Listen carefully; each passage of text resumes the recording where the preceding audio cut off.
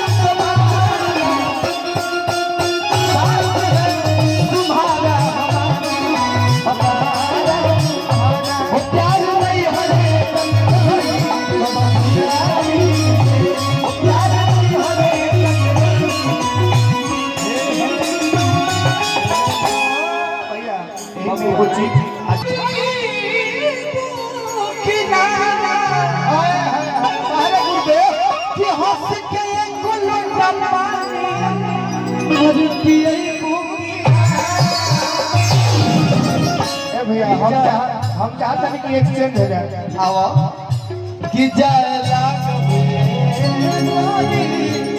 जय लागब तो छकब दुबारी प्यार नहीं हरे ससुरारी ससुरारी प्यार नहीं हरे ससुरारी।